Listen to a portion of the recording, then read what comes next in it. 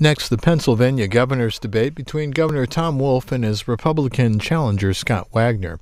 The debate, courtesy of the Pennsylvania Cable Network, is being moderated by Jeopardy host Alex Trebek. From Hershey, Pennsylvania, this is An Hour.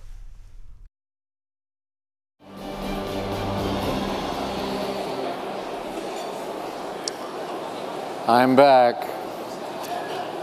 Now, when I was asked by the chamber if I would come here and be the moderator for this event, I was not drunk. I accepted immediately. Didn't give it a second thought. What on earth was I thinking? My gosh. Obviously, I'm not as bright as some of you people in the audience think I am. This is not a game show tonight. This is serious stuff. And I can't begin to tell you how much agony and stress I have experienced over these many months because I accepted that invitation. The evening's not about me, but I've spent 4 decades hosting television competitions with impartiality. And what I was very afraid of was that some of you would leave here tonight and say, well, our guy didn't do too well, but it was only because Trebek was so biased against him. I didn't want that to happen. So yes, I am very nervous. But I accepted. And I accepted on the condition that I would get to do it my way. Now, that doesn't mean we're going to have a Jeopardy-type quiz up here. I'm not here to embarrass the candidates. They are perfectly capable of doing that all by themselves. But I wanted to do it in a different way. I'm not a big fan of the traditional debate formats where the candidates stand at a lectern, the moderator asks the question, and the candidate has 90 seconds to respond, and then the opponent has 30 seconds in rebuttal. I wanted to approach it very differently, and I'll tell you why. By a show of hands in the audience right now, how many of you know pretty well where these two candidates stand on all of the issues and have pretty much made up your minds as to how you're going to vote next month? That's what I thought. And that's why I didn't want to do the traditional debate format, because we really wouldn't learn that much that was new. So I decided we're going to have a conversation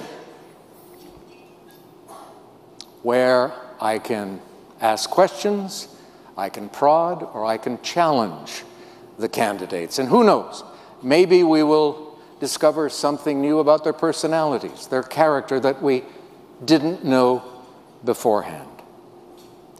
And thankfully, both gentlemen agreed. There's only one rule that applies to what's about to take place, and it is a rule that I will strictly enforce.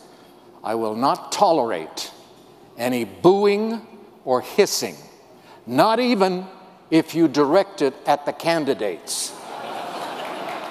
Okay? So let's get it done. Ladies and gentlemen, please welcome the Republican candidate for governor, Scott Wagner, and the Democratic candidate, Governor Tom Wolf.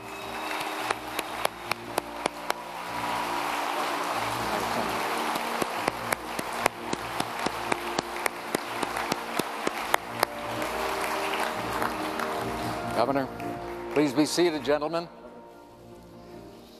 Mr. Wagner, you won the toss, so you get to make the first opening statement, please. Is the prize $4.5 million, possibly? No, Brad Rutter, and Brad will be coming back this year to compete for even more money in the Jeopardy All-Stars, but go ahead. Good, thank you. Good evening, everyone. It's great to be here tonight. Listen, I never thought 5.5 years ago I'd ever be doing this, standing on the stage in front of all of you. But you know, life has its twists and turns, and Tracy, my lovely wife, is with me tonight. We never thought we'd be doing this. But you know what? As a business person, growing up on a farm, working hard, building my businesses, discovering how difficult it was to operate a business, create jobs in Pennsylvania, I made a decision to run for the state Senate in 2014.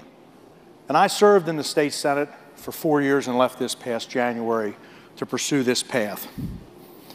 When I went to Harrisburg, my expectation of Harrisburg was that it needed help, and it needed guidance, and it needed leadership. And it was very apparent quickly on that we do not have that leadership in place. So I made a decision to run for this office to be the next governor of Pennsylvania. I grew up on a farm. I'm a blue-collar guy.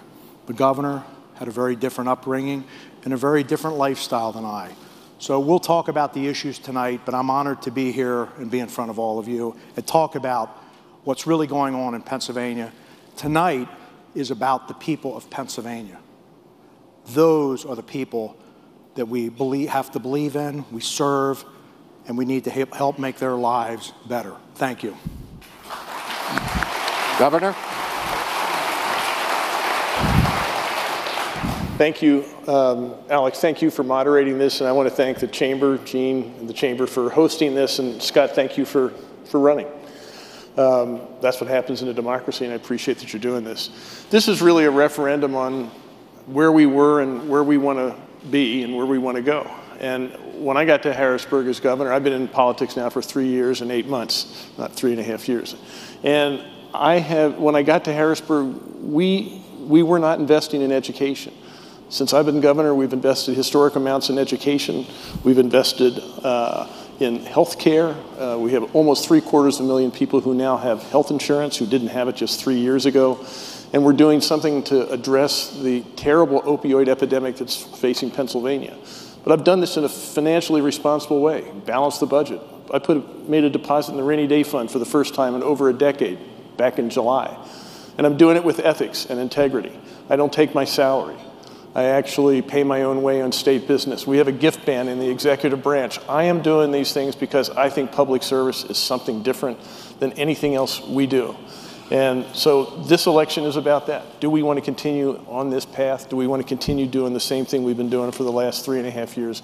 I'm hoping that I get the privilege of serving for another 4 years so that I can keep moving Pennsylvania forward. Thank you very much.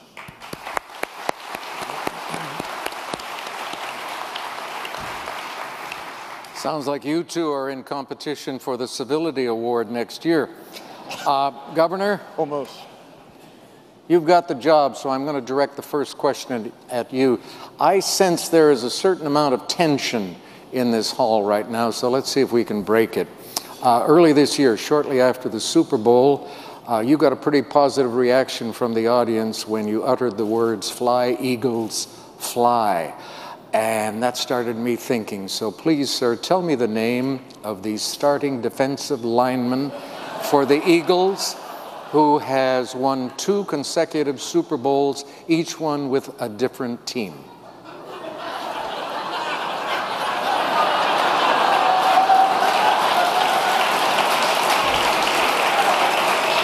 And I guess you're going to want me to put that in the form of a question. Right now, there are people in this room who are sitting there saying, what on earth is going on here? You and Mr. Wagner have come here tonight to talk about politics and policies, and here comes Trebek straight out of left field with a question about football. That was unfair, and I understand that. I don't like ambush journalism, but I did it for a reason, and the reason is that a very famous Californian filmmaker once who had put together some very nasty films about a politician running for office in the California gubernatorial election. And when he was taken to task for that, he said, back off. In politics, nothing is unfair. So I'd like to hear your thoughts on that statement. Yeah, I disagree with that. I think things have to be fair in politics. And I think we heard from the president of Allegheny College, one of the issues and one of the challenges we have in our democracy is that we have to make it civil. We have to make it attractive for people to want to come in and exchange ideas and not feel they're going to get blasted for doing that. Politics has to be, especially in a democracy, we have to make it civil. We have to make it the kind of enterprise that people want to get involved in. The kids at Allegheny College are not different from the kids anywhere else. They look at politics as we are right now and say, why do I want to get involved? I think the way we ought to do this is look at this like a Venn diagram. There are two circles. There are two different people, two different sets of ideas, but there's an overlap. And it's our choice as to whether we choose to focus on the things that distinguish us or the things that bring us together, where we might find some compromise and some agreement. Has money become a corrupting influence in our political campaigns? I think it has. I think that's why I'm calling for campaign finance reform in Pennsylvania. I think that's really important. We need to neutralize the impact of money so that we can actually get back to challenging each other's ideas. But I think these people all know that you've raised a tremendous amount of money for your campaign. Mr. Wagner, you came through a very rough primary earlier this year. You were called sleazy, a deadbeat dad. A piece of legislation you had co-sponsored was misrepresented by one of your opponents. At one point, your daughter came out in public to defend you. Has politics become too much of a blood sport? Absolutely. It's become disgusting. Listen, I came to Harrisburg in 2014. People, Governor Wolf's campaign, their communications director called me the worst of Harrisburg. I came to Harrisburg to ask questions, and I don't get answers. So I drill down. I want to continue to get answers. The people of Pennsylvania are not being served, and the ugliness of politics has gotten off the charts. You know, Governor Wolf talks about reforming the political system. Well, Governor Wolf takes $1 million from this entity, mainly all, government unions. He took $1.2 million from a pharmacy pack in Philadelphia, but then turned around and vetoed a piece of legislation that continued to allow opioids to be dispensed when we have a heroin opioid crisis. I mean, Governor Wolf's taken over $10 million from special interests. One union specifically, $1.9 million.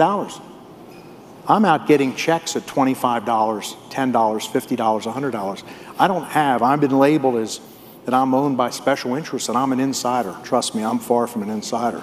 It has become, but the people of Pennsylvania deserve to be served, and they're not being served. And the system, I'd say the system is pretty corrupt. Yeah, but you have bought into the system to a certain extent. There's been a great deal of trash talking back and forth between both of you. You've called him a liar. He's called you a liar. You've called him gutless. Here's a question for each of you. It's a yes or no question. Have you ever said anything negative about your opponent that you knew was not true? No. Governor? Not that I remember, no.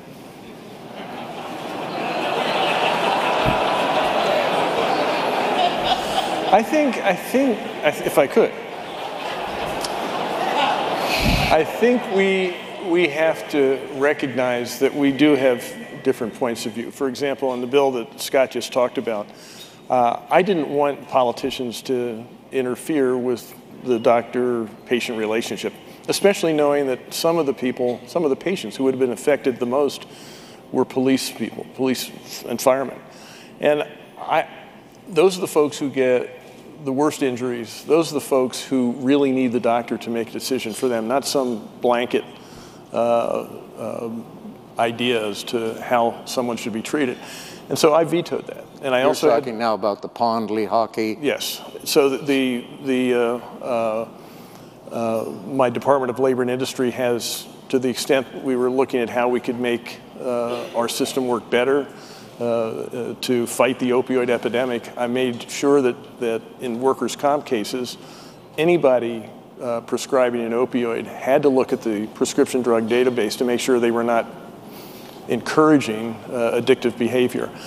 I'm trying to do the best thing, which is why I say I'm not taking a salary. I'm trying to do what I'm doing because I think this is right. I've been in politics, as I said, 3 years and 8 months now. I came out of a business background. I owned a business and built a business headquartered in York County, Pennsylvania, but a national company. And I am trying to do the right thing. And I think in politics, you will get people each trying to do the right thing, but have very different ideas as to what that right thing is. So I think we're both telling the truth here. We actually have not said things that we think are unfair or untrue, but we certainly disagree. Yeah, but you have to realize that if we, and when I say we, I mean all of the voters in the state, were to believe everything you've said about each other, we'd have trouble voting for either one of you. We'd go into the voting booth and we'd say, oh my God, where's the line that says, if none of the above, write in the name of your candidate here. So if you don't raise the level of discourse, the people have to make a choice, and they don't want to choose between the lesser of two evils. They both know you guys are not evil. You have the best interests of the state at heart. But even if they don't vote for you, after the election, they want to have respect for you, because I'm sure you've discovered in your 4 years in office as governor. 3 years and 8 months. Okay, 3 years and 8 months. But who's the governor makes a good point. Believe me, ladies and gentlemen, there are going to be fact checkers watching this televised event tonight. And if we say, and by that I mean all three of us, if we say anything that isn't right, you're going to read about it in the newspapers tomorrow or hear about it on television. Now, Mr. Wagner, you're the challenger, so you're on offense most of the time. You have to score points, and you do that through sound bites, and you get excited. You've said yourself that sometimes before you speak, you should take a pill or two, and you are given, some of your followers, your supporters think that you're daring, you're different, you're exciting. His supporters think, no, he's excitable. You deal in hyperbole and exaggeration. There are a couple of things that I noticed that I'd like to question you about. On the premise that all politics is local, when the campaign began, you immediately began asking for a town hall meeting or a mini debate in each of the 67 counties in the state of Pennsylvania. Now, wait a minute, let's get serious about this. You knew that was not going to happen. Now, were you just having fun, or were you trying to stick it to him to put him on defense? No, I'd like to challenge you on that. Last Friday evening, this would be an event, whether it's a meeting or event or something that goes on my schedule. This year, in 2018, on Thursday evening, I cracked event 600 this year. Last year, I did 380. I've been to all 67 counties. I was in a county the other evening. I was told that I've been there 7 times since the beginning of my campaign. No, the people of Pennsylvania want to hear from the governor. They want to talk about issues, and there are a lot of issues. The people, the mothers and fathers that have had a loved one die of heroin or opioid addiction, they want to talk to the governor. They want to talk to somebody. They don't want to talk to a staff member. So, you know, I'm sorry. It wasn't a game, and it wasn't to be funny. And I will crack 850 events. And my running mate, Jeff Bartos, who's running for lieutenant governor, is in another county tonight, and he will do probably 300 events. We're serious about this. But when you asked for that, there were 132 days left before Election Day. So that would have meant a debate with the governor every 2 days on average. So you had to coordinate 2 campaigns. We could have done 1-hour town hall meetings. Listen, the governor's traveling around the state right now. He's handing out checks, and we're tracking his airplane. We know where he is every day. I mean, come on. I mean, the governor could do this. We know what's going on. But at the end of the day, we could have done this. An hour and a half. We could have done it. Okay. Yeah, would have taken some effort? Absolutely. Maybe I could just say, in a democracy, we have 5.5 months of this campaign, and there's a lot of opportunity to make sure that our voices are heard. I have had 80 events just on the opioid epidemic and the opioid crisis since I've been governor. So I have been also in every county in Pennsylvania, many of them many, many times. And I think the issue I think that Scott has is not that people aren't listening. I think this is a way, this 5.5 months, people are listening to both sides.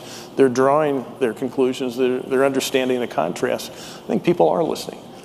They don't like what they're hearing from you, but they are listening. Oh, well, all right, wait a minute. The second point for you, Mr. Wagner, that I wanted to bring up. You and the governor disagree on capital punishment. He imposed a moratorium on the death penalty on executions in Pennsylvania, and executions haven't taken place here, I believe, in 20 years. You are in favor of the death penalty, and in fact, you went even further this year, did you not? I did, and I know the first person I'll sign the death warrant. This man killed his brother and killed 3 innocent women, one in York County. He doesn't deserve to live. He's been sitting on death row for 20 years. There was an assassin. His name was Eric Frine. He assassinated a state trooper in Pike County in September of 2014. He will sit on death row for many, many years.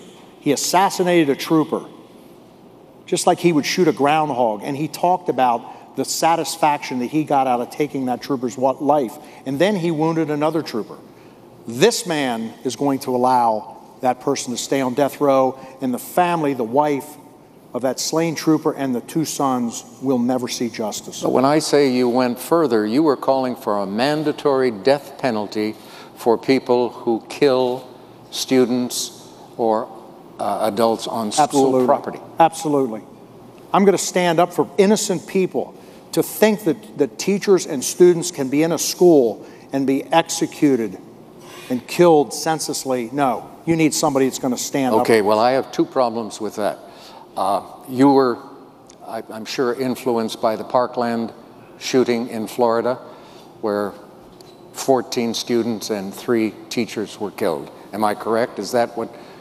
This has been going on for, listen, we've seen many incidents. All right, but 6 months before Parkland, less than 200 miles away, a man walked into a gay nightclub in Orlando and killed 49 people.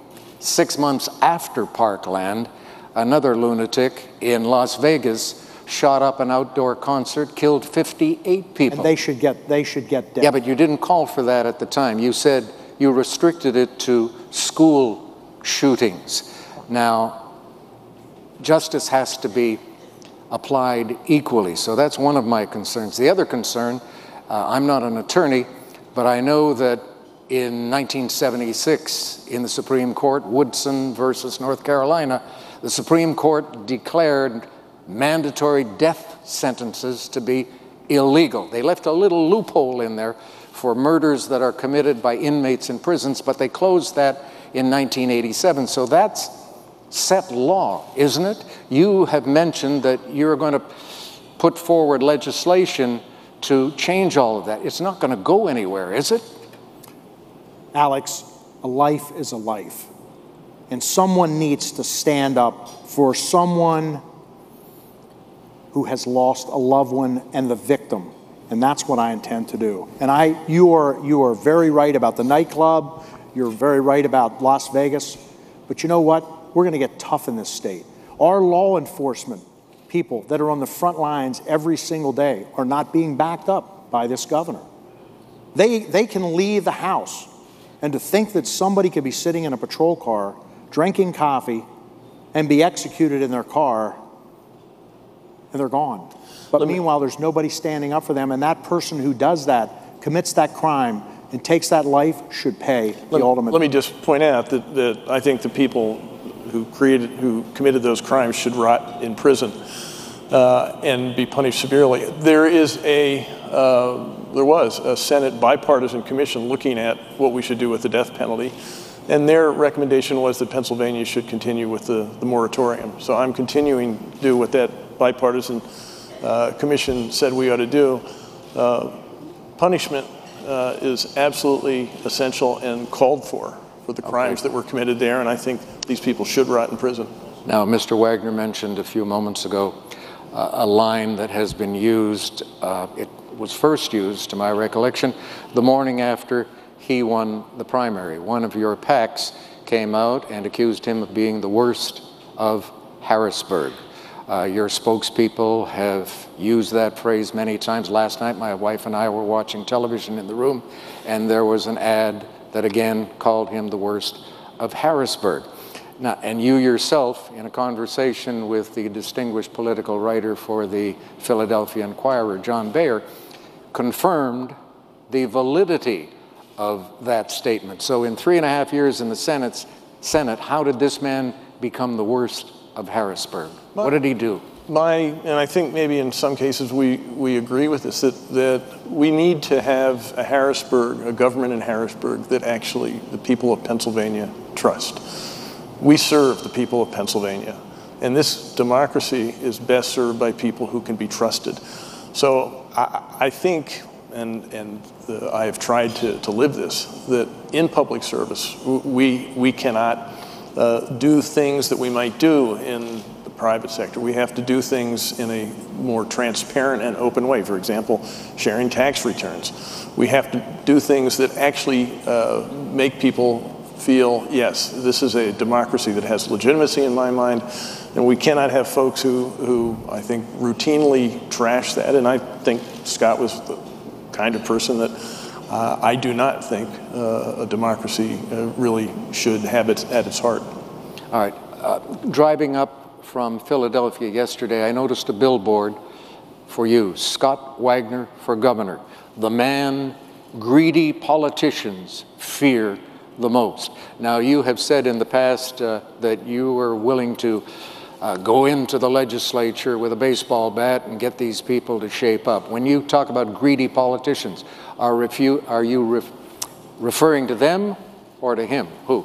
It's the system. The system. It's the system, Alex. Listen, I came to Harrisburg in 2014, and I finished out Governor Corbett's term. Governor Wolf came in 2015. I was appointed to serve on the Appropriations Committee, other committees. I sat through the first year of an incredible budget year. I asked a lot of questions. I didn't get answers. So I went to our leadership and I said, we need to start drilling down. We need to start asking due diligence questions like we're buying a business. Come up with a list of questions. But we had a budget impasse for 9 months in the 2015-16 year. That impasse should have never happened, okay? Governor Wolf chose to veto the budget. Hardships were imposed on nonprofits, school districts, counties. Virtually every nonprofit organization lost their EITC credits in December of 2015. I started asking questions. I started drilling down. Because I ask questions, I'm a bad guy, but I want to know the answer. I can tell you right now, if you do business with a bank and you have some issues going on in your business, you better get them answers or why didn't you approve the budget? That's disingenuous. I mean, if you look at where we have come from that point to where we are now, in June of this past year, we passed a budget on time. It was re-election year. But in all fairness, Scott, that applies to the members of the legislature also, not just to the governor. They're up for re-election too. Yeah, they took July and August off. Last year they sat for 76 days. This year the legislature is going to sit for 51 days. Governor. I understand Scott's frustration. If you look at where we were back when we both came, actually you came a little earlier than I did to Harrisburg, things are in a much different place right now. We did get a budget passed on time. We do have a surplus. We do have a deposit that has been made for the first time in over a decade into the rainy day fund. We do have ethical behavior, at least in the executive branch. Things are different now than they were, and it has been a long haul. And I think that's the key. Things are different now than they were when you and I started, and I think Pennsylvania is a much better place. The trajectory is right, and I want to continue that path. All right, let's pick on somebody else. A few years ago, I did some work down in Lansdale. We wrapped early in the day, and I thought I'd take advantage of the time that I had to spare to drive down to Wilmington and visit some acquaintances there. And because I have this weird sense of humor, it occurred to me that if I were to drive in pretty much of a straight southwesterly direction, I would be going into and coming out of District 7 a half dozen times. Okay, now we all know that District 7 at that time was the poster child for gerrymandering, not only in Pennsylvania, but in the entire United States. So, Mr. Wagner, you weren't in the legislature when those lines were drawn, so I'm not going to try to blame you, and I'm not going to try to praise you. But tell me, do you think that those districts, as they were set up, was an example of fair play by the legislature? I wasn't here at the time, but I'm asking you for your opinion. Well, I watched what happened just in the last year with the redrawing of the maps. It was all political process. It was this governor Wolf chose to take the redistricting on his own. He gave it to the state Supreme Court. We had a Supreme Court justice that campaigned on, if you elect me, I guarantee you I'll redraw the maps. It was amazing what took place. Didn't the lawsuit take place? I personally think it was corruption at its best. Well, didn't the lawsuit take place before it came to you for a veto? Because as I understand it, the Supreme Court sent it back to the legislature. They did some redistricting, and then you vetoed that, and then the Supreme Court came back in. Is that not correct? That's the way it happened. Well, we could have, here's the issue. We should have, the legislature should have been part of that process and not the state Supreme Court. And that's not what happened. But yeah, it did go to the legislature, Scott. It did, and then it went to the state Supreme Court. But it went to the legislature first. It did, and it wasn't good enough. No. So you chose to kick it up. Yeah, then it went back. That's the way the system worked, right? I mean, that's how it works. Okay. Well, if that's your opinion, that's your opinion. Don't you think the Republicans are partly to blame for all of that? Because they were kind of asleep at the wheel in the last election, and they allowed Doc Doherty and his union members to get the Democratic vote out, and they elected 3 Supreme Court justices, and that made it possible for the Supreme Court to get involved. Am I correct in this? Listen, I'm not going to, absolutely the Republicans were not asleep at the switch. The difference is between what Governor Wolf and his party have, they have tremendous amount of union resources at their disposal. Kevin Doherty's own brother almost single-handedly financed his brother's campaign out of dues from electrical workers out of Philadelphia. I think that, let me just, the truth is that when I got the map from the Senate, I vetoed it. And I engaged the services of a mathematician from Tufts University to try to create a fair map. It wasn't my job to create that map. It was the job, if we disagreed, for the Supreme Court. That's the way the system in Pennsylvania works. But I thought I at least should make the case that we ought to have a fair map. And so I did that. And the map that I suggested was fair. It was not the map that the Supreme Court picked, but in my view and the mathematician's view, the map that the Supreme Court picked was, in fact, a fair, objective map. Now, do you agree, is the current map a fair map, yes or no? The current map's it's a disaster. Listen, people don't know who they're voting for right now. It's a disaster out on the landscape. Hey, the people will adjust. They'll adjust. The reports I have seen about the current districts is that, hey, it will favor the Republicans a little bit, but it's fairer than it used to be. Now, you've got 800,000 more Democrats in the state of Pennsylvania than Republicans. But under the old map, you had 13 Republicans go to Congress and 5 Democrats. And I might add, no women. However, I'm happy to report that that's going to change this year thanks to District 5, where we have 2 women running. So, yeah.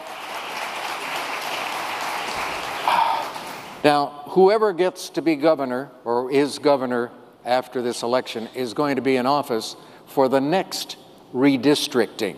And Pennsylvania is going to lose 1 seat in Congress because of demographics. So you're going to go through the same thing again, and you're still going to have to deal with a Supreme Court that has 5 Democrats and 2 Republicans. Now, let's see if we can't find some areas of agreement. There are 72% of the people in the state of Pennsylvania want changes in the way the government works and is set up. 70% of them want redistricting legislation.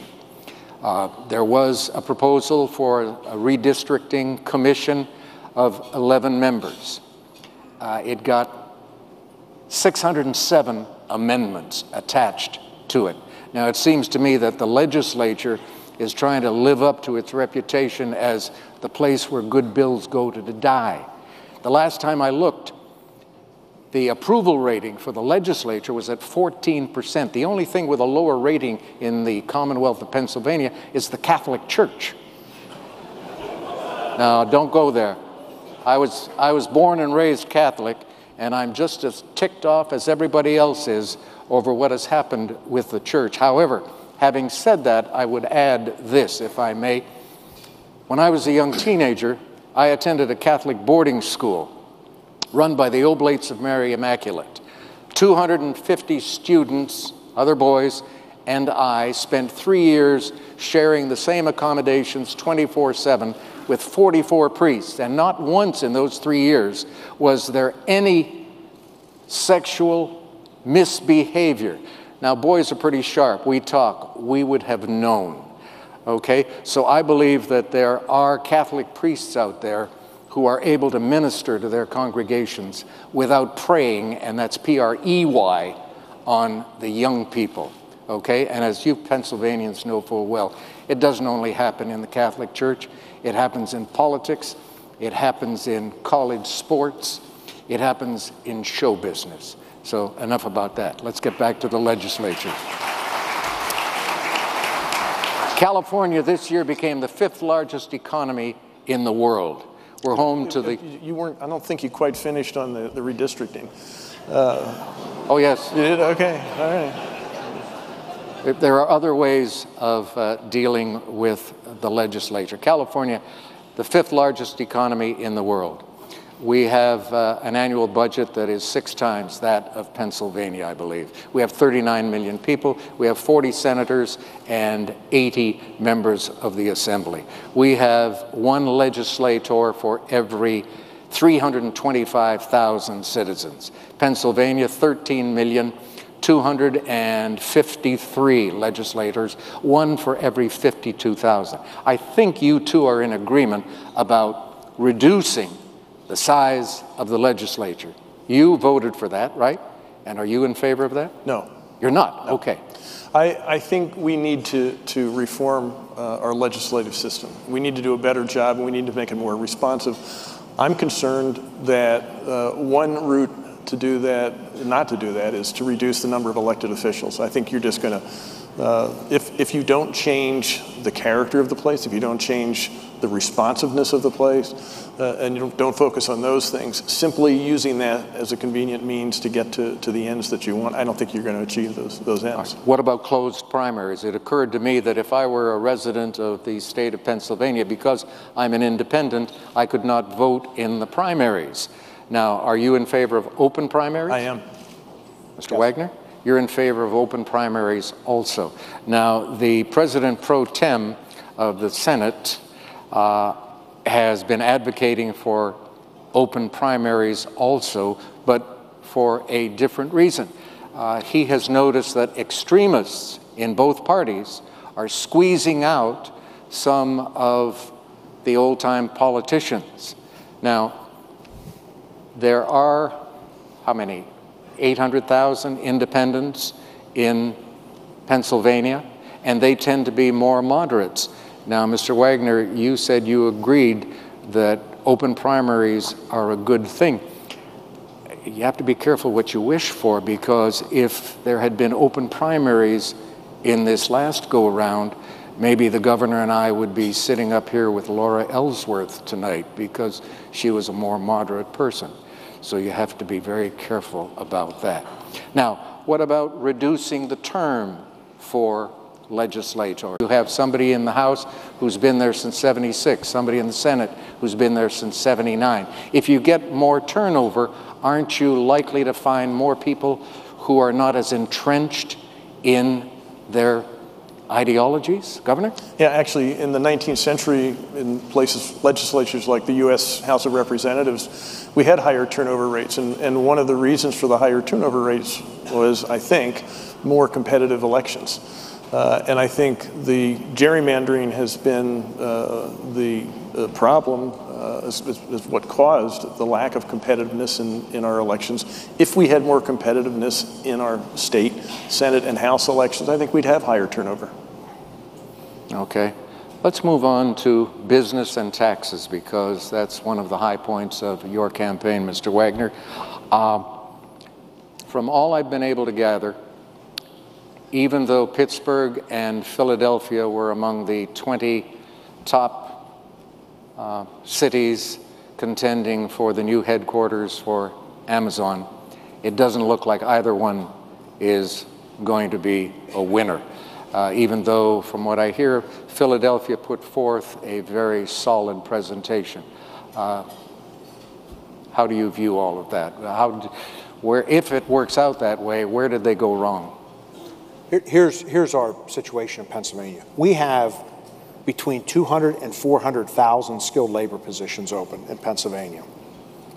We have 975,000 businesses. If we just cut that in half to 500,000 businesses, and each business hired one person, I have no idea where they'd find the business, or where they'd find the employees. I appreciate, the attraction to bring Amazon to Pennsylvania. We chased the Foxconn deal, and that would have gotten very rich. As a matter of fact, it cost Wisconsin, I believe, several $1 billion to locate them there. How about if we try something new? How about if we start treating the businesses that are here like customers and start being more business friendly? Roll back some regulations and let us grow our businesses. There are, again, 200 to 400,000 skilled labor positions open. We can't find the people for those positions right now. So, Governor Wolf has actually been part of the cause of that. Well, you've mentioned that there are 155,000 pages of regulations that are preventing businesses from succeeding. Is he responsible for those 155,000 pages? If he is, he was a busy governor for 3 years and 8 months. Listen, where we are has been the creation of 30 years. There are House and Senate members that go to Harrisburg, and they are proud the fact that they introduced 15, 20, 30 bills, but they don't go anywhere. We have to start rolling. I didn't go to Harrisburg to introduce bills. I went to Harrisburg to roll back regulations. There are 208 regulations on the design and operation and safety and use of ladders. I mean, the ladder we're going up, there's 208 regulations probably on the books there that affect that. But why are those regulations in place, Governor? Why are they? In general, well, you don't want someone dumping stuff that you're going to have to drink in your drinking water upstream from where you take your water out of the river. So regulation and responsible regulation makes sense. That's one of the things that a responsible government is supposed to do. One of the other things is to make sure that we are creating enough training opportunities for people to take the jobs that Scott just talked about. And one of the things that the Chamber has been an amazing partner. I mean, Gene Barr was co-chair of our middle class task force, but they made recommendations on what we can do about that. And the state in this last budget has appropriated tens of millions of dollars to actually create career and technical education, more STEM education. And we're doing a lot of things to actually create the training and the skills that 21st century economy really needs. These are the things that government should be doing, and I appreciate the partnership of the Chamber in actually getting that done. All right, you've led us into another important subject, education. I'm sure you both agree that the education we provide today is the economy of tomorrow, and an educated society is a more prosperous society. You have less crime, less poverty, better health care. So let's talk about that. The largest share of state spending is for education. Now, Mr. Wagner, I'm going to put you on the defensive for a few moments. In 2015, you said the state spends enough on public schools. You can lay off 10% of the teachers and they won't be missed. Then you took a reporter on a helicopter flight over York County to show how well some of the schools were doing. They had pools, they had tennis courts, modern buildings. Then you criticized Governor Wolf, saying he wanted to raise taxes so he could put $1 billion more into public education. You said we don't need it. The problem is mismanagement of school funds by the Wolf government. Then you said the problem was that most of the funding was being used for pensions and not making its way into the classrooms.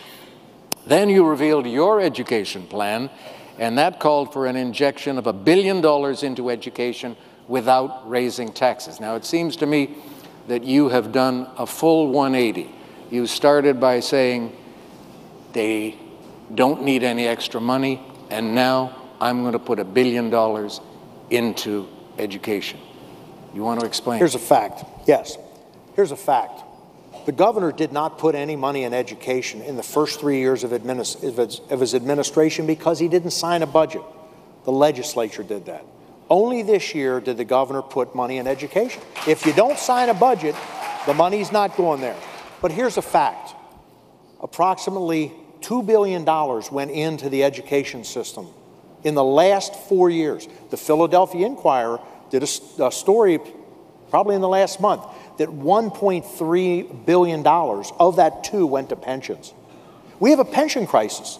We could have solved that pension crisis. First year in office, the House and Senate sent a comprehensive pension bill to the governor, and he vetoed it because the government employee unions didn't want the change. But hasn't he made some pension reforms which you have voted against?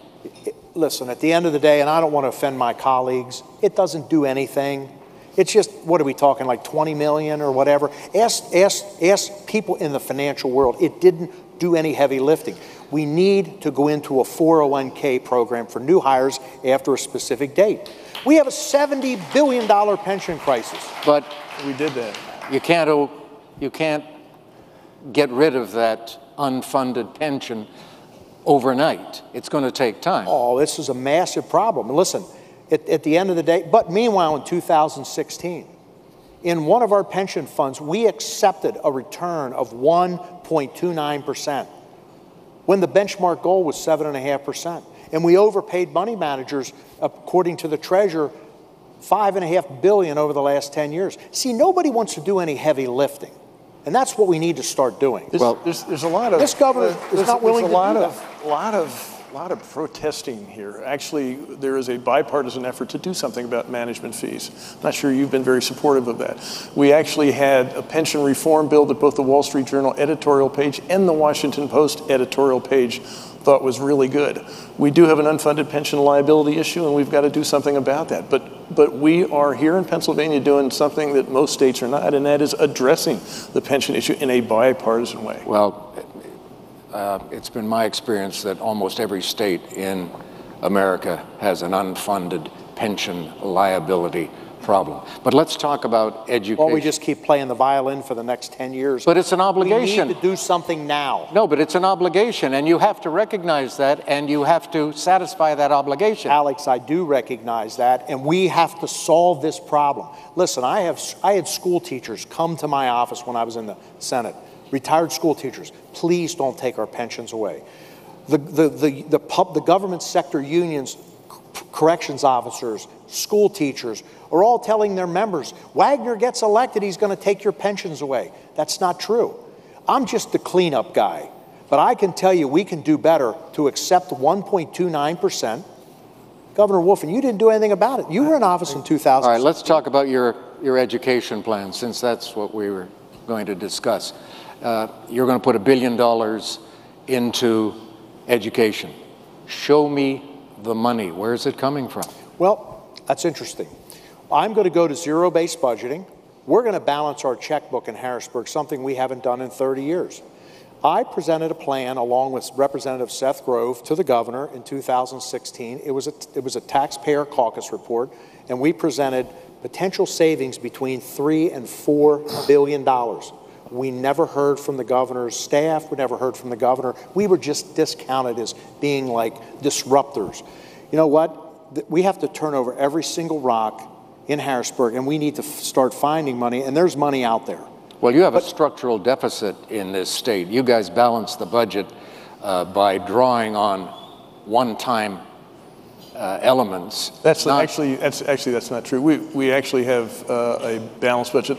There was a big one-time deposit in our budget last year because we had a lot of one-time elements in that structural deficit.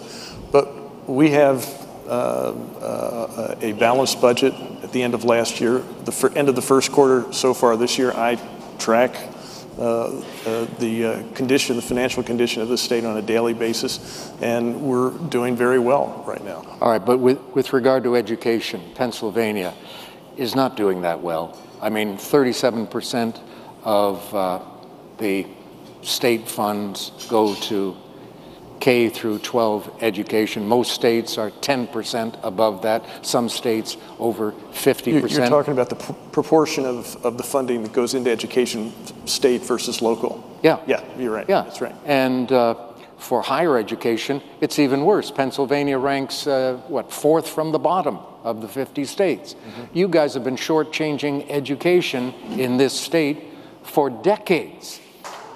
The money spent to educate the youth keeps going down, and the expenses keep going up. Let me counter that. I mean, can we do more for education? Yes. Absolutely. You're right. That's true. But are we doing more now than we were 3 years and 8 months ago? The answer is yes. I've put $1 billion back into education. We have a ways to go, but we are on the right track. So I think there are two things that we need to look at here. One is, are we doing enough? Can we do more? And the answer, yes, we can do more. But are we doing more now than we were just a few years ago? And the answer to that is also yes. Well, Mr. Wagner, you mentioned a few moments ago that he, by not signing the budgets, didn't put any money into education. But you had proposed. Actually, I'm not sure what he saw. Funds. The Constitution, a bill becomes enacted both by being signed or not by being vetoed. You just leave it alone and it becomes, in 10 days. It becomes law. That's right. Now, what you have not mentioned is that education in Pennsylvania suffered immensely about 7 years ago when Governor Corbett knocked off $1 billion. And that's totally false. Oh, it's false? It's totally false. Oh. Those were federal stimulus dollars. Governor Wolf went around and told that. It was a lie. Governor Corbett, the stimulus money came in during Governor Rendell's administration. And so Governor Corbett's here tonight, and people need to know that Governor Corbett did as much for education as really any governor. And he needs to be remembered for that. He didn't cut the $1 billion. It was $1 billion of stimulus money that came in, and they were told, the education system, I wasn't there, don't hire teachers, they did all that. Guess what? Here's the problem with the system, Alex. The $1 billion, it's gone. We have nothing to show for it. We talk about the and I appreciate your comments about the percentage of dollars. We had a swim coach at one of our state-owned universities that just retired, getting a pension of $15,000 a month. And he has paid up health care for the rest of his life. A great, great deal. So there are some people who are abusing the system. Well, there's a lot of people. There's a great story that just came out in the Philadelphia Magazine about the DROP program, where there are councilmen and women in the city of Philadelphia that can resign their position 2 days before the election, enjoy a $300,000 to $500,000 pension cash windfall, and then get elected and get sworn in and be back in the system. Okay, we don't have much time left. So corruption has a lot to do with funding not getting where it's supposed to go. All right, we only have about a minute to go. Only enough time to talk about one tax that you have been proposing, I believe, for the past 3 years, and that is a severance tax on natural gas. Pennsylvania, the only major producing state that does not have a severance tax. Why haven't you been able to get that tax put into effect? We actually got it past the Senate 2 years ago, and I'm not sure why it didn't get past the House. I will keep proposing it, and I will keep looking for people to support it. We are the only major natural gas producing state in the United States without a severance tax. Texas, Louisiana, Alaska, Oklahoma, they all have them. We don't. All right. So the severance tax would bring in a lot of money. No, it would not. Who says no, it would not? You have the impact fee now, which has brought in $1.2 billion in the past 7 years, and you're telling me that a 6% severance tax would not bring in money? First of all, I don't know anybody who's proposing. You're not part of the debate. These two are. I'm not sure anybody. I don't know who's proposing a 6% severance tax. I'm not. The combination of severance and impact fee would actually be in line with what other states are charging on their severance tax, and would bring hundreds of millions of dollars in to Pennsylvania for schools, for roads and bridges, things that we actually need to make our lives better. Before I get you two to make your closing statements, I would like to offer a suggestion to the people of Pennsylvania for this election. Forget that you're Republicans or Democrats. We just had a few heated words about the severance tax. If you believe the severance tax would be beneficial, would bring in hundreds of millions of dollars that would help with education and other problems in the state, then call up the people who are running in your districts, ask them a question, and say, are you in favor of the severance tax or against it? If they're in favor, say, all right, I'm going to vote for you. If they happen to be from your party, good. If from the other party, vote for them. If you're against the severance tax, same deal. Call them up and say, are you for or against? If they're against, vote for them, okay? Now, Alex, there's something you have to understand. We are the only state that has an impact fee. The governor doesn't talk about that. So, listen, there was a deal done in 2000. It was Act 13 of 2012. An impact fee was imposed. You talked about it. The impact fee used to be 4.5%. It's now down to 1.2%. As he mentioned a few moments ago, you can combine the both of them, or you can impose. Oh, no, that's not the deal. Put a severance tax in. The deal is if you pass a severance tax, it's in the bill, and it was passed and voted on, signed by the governor, that the impact fee goes away. Last year, the impact fee generated $217 million. It's to ask, listen, we're taxing the gas companies. Do the people believe that we should tax? Yes. Well, we already are. You're not taxing them that much because most of them are based in Texas or Oklahoma. There's a whole All right, we're out of problem. time. We're out of time. Yeah.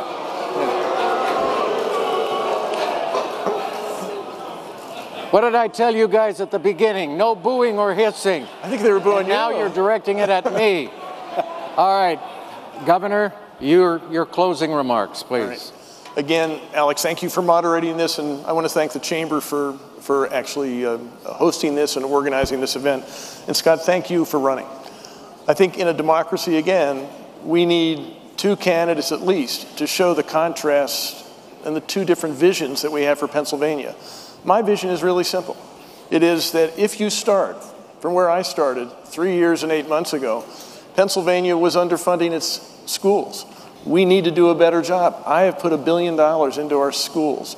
720,000 Pennsylvanians have health care who didn't have health insurance just 3.5 years ago. I have made Pennsylvania better in terms of focusing on the opioid epidemic. And I've done this in a fiscally responsible way. We have a balanced budget. We actually have put money into the rainy day fund for the first time in over a decade. And I'm doing it with integrity. These things matter for our democracy, for our Commonwealth, and for our future. And if I'm given the privilege of another 4 years, I will continue to move Pennsylvania on this path, on this trajectory to a better future. Thank you. Okay.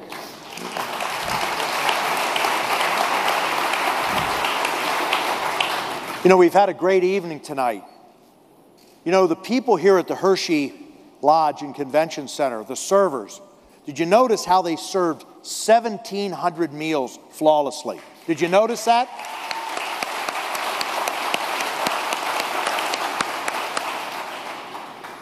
Why am I telling you this? Because the kitchen's working here, but it's not working in Harrisburg, okay? And if you think I'm kidding, Listen, I'm an operations guy. I know what it takes to put hundreds of trucks on the street every day. I know what it takes to have men and women leave when it's dark out. Our agencies in Harrisburg are not working.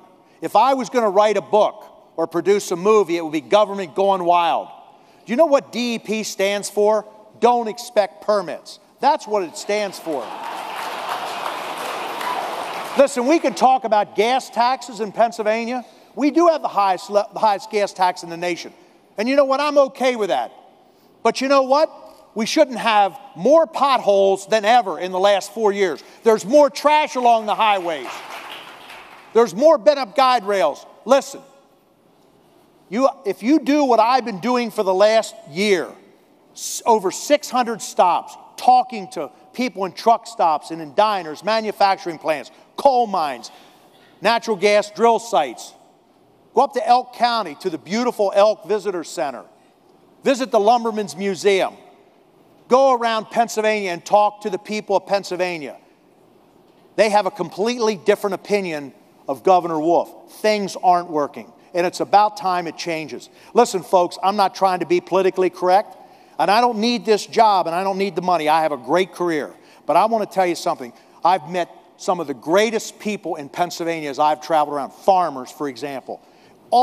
They need someone who's going to fight for them. And I pledge to the people of Pennsylvania, if you elect me as the next governor, I will get more done in the first 6 months than you've seen in the last 12 years. Because I have one other pledge. You got to wrap it up. If I am elected governor, I have the stage. He's not taking it away from me. You know what? Here's my closing. Listen, when I'm elected governor, if I don't do anything in 4 years, I pledge to you that I will change my name to Tom Wolf. Ladies and gentlemen, on your behalf, I want to thank both candidates. And if I have managed to offend both sides, then I have probably succeeded. And one final word, and that is the correct answer to the very first question I asked here this evening is, who is Chris Long? Thank you very much, Dennis. Let's hear it for the candidates. Governor, have I upset